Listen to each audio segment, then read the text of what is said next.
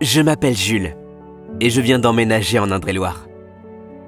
J'ai entrepris de découvrir le département et d'explorer les plus beaux lieux de la Touraine. Aujourd'hui, je vous emmène à Tours, chef-lieu de la Touraine, découvrir cette ville antique.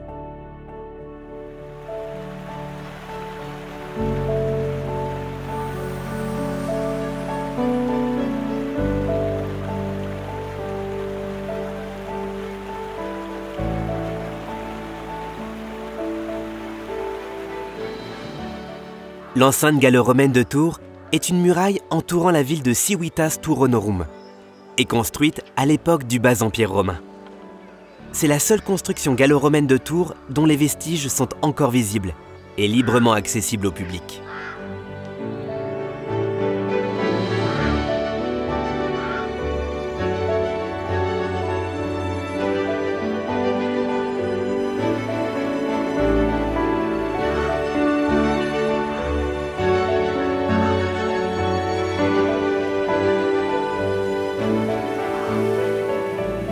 Dans le même secteur, très proche des enceintes gallo-romaines, un très bel édifice surplombe la ville de Tours.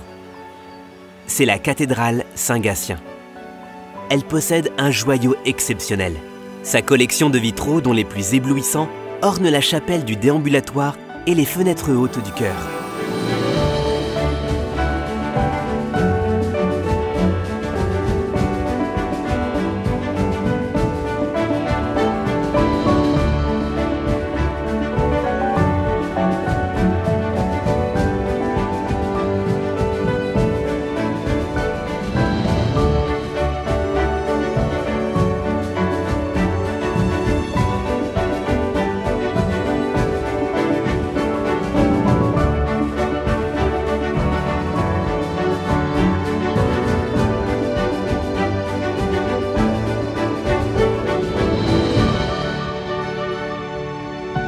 À quelques pas de la cathédrale, un cèdre du Liban, classé arbre remarquable de France, orne la cour de l'ancien palais épiscopal. Ce cèdre, planté en 1804, est l'un des plus grands d'Europe.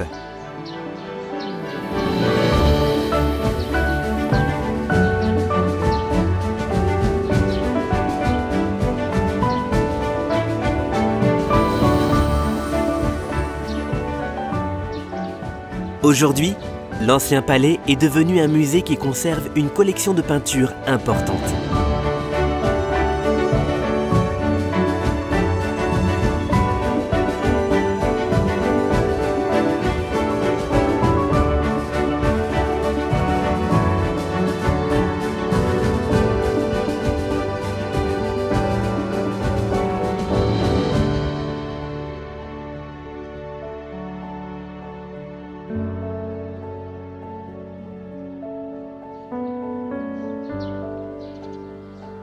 Le château de Tours, en Indre-et-Loire, est situé en bordure de Loire, dans le quartier le plus ancien de Tours.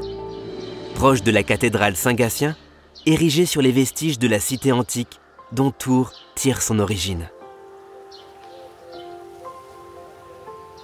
L'hôtel de Beaune-Semblancé est un ancien hôtel particulier du XVe siècle et XVIe siècle situé dans le Vieux-Tours et est l'un des rares vestiges de l'architecture Renaissance de la ville.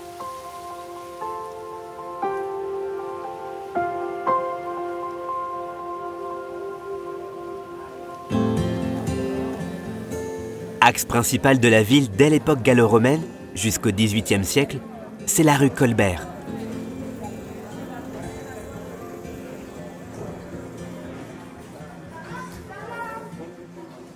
Au milieu se trouve la place Foire-le-Roi, qui tire son nom du fait qu'elle était l'emplacement des foires établies par le roi Jean le Bon en 1355.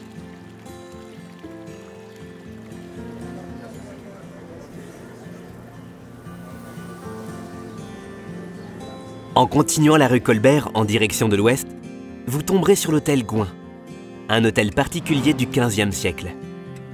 Cet hôtel accueille des expositions artistiques à l'année organisées par le conseil départemental, propriétaire du monument.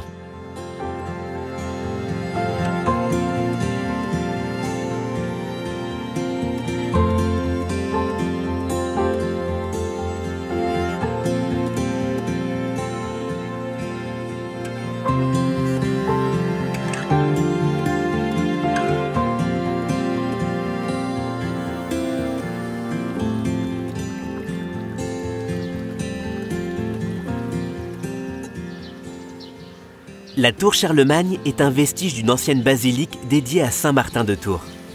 Son nom viendrait du tombeau de Luitgard d'Alémanie, 4e épouse de Charlemagne, qui décéda le 4 juin 800 lors du séjour de l'empereur à Tours. La tradition rapporte que l'empereur la fit enterrer sous ou à proximité de l'édifice. Mais les avis sont très partagés quant à l'emplacement exact du tombeau.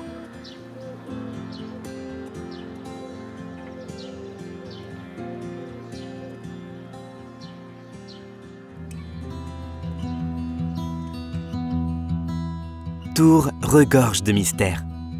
Récemment, des fouilles archéologiques ont mis au jour un vaste cimetière comprenant 3000 tombes au minimum datés des 9e et 10e siècles. Avec l'aide du service archéologique du département de l'Indre-et-Loire, nous apprenons chaque jour un peu plus sur le passé de la cité.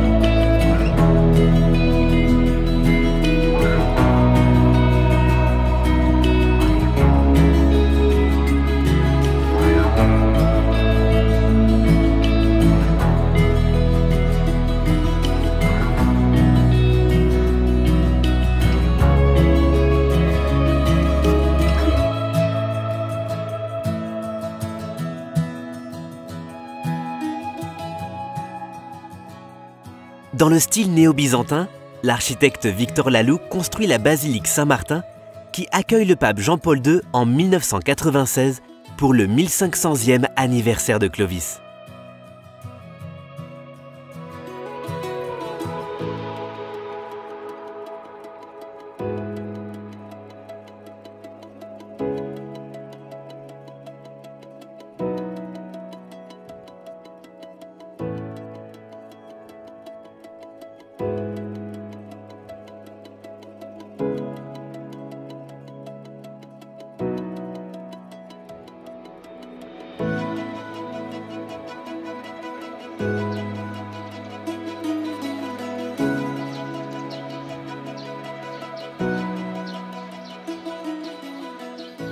Prenez le temps de visiter les places et les ruelles du vieux Tours de la partie ouest et découvrez la place du Grand Marché, appelée aussi place du Monstre par la statue de Xavier Vaillant, une figure emblématique de Tours.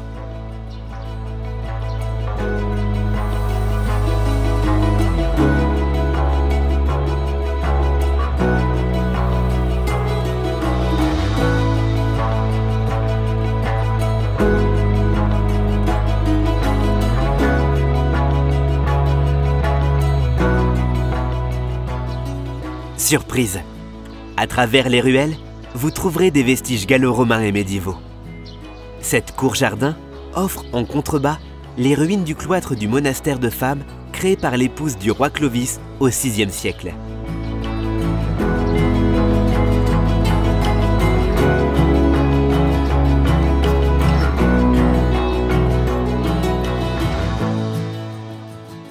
Prenez une pause dans votre balade et profitez de la meilleure place de France pour boire un apéro entre les maisons à Colombage et finir votre journée.